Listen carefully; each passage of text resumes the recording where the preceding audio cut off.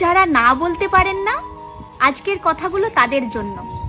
আজকে না বলতে শিখুন, না হলে একটা সময় আসবে যখন সবাই আপনাকে নায়ের খাতায় ফেলে দেবে।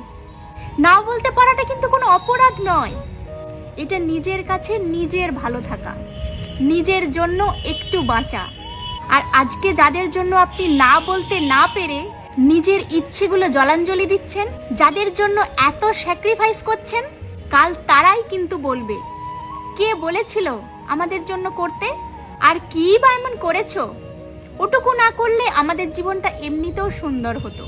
তাই না বলতে পারাটা আমাদের প্রত্যেকটা মানুষের খুব দরকার, নিজের কাছে নিজে ভালো থাকার জন্য।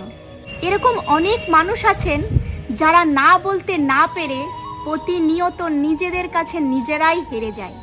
তাই না বলতে শিখুন। আর এই না বলতে পারার জন্য যদি সবাই স্বার্থপর বলে, তাহলে নিজে ভালো থাকার জন্য এটুকু স্বার্থপর সবারই হওয়ার দরকার আছে। একটু স্বার্থপর নয়, নিজের ভালো থাকার জন্য হলাম।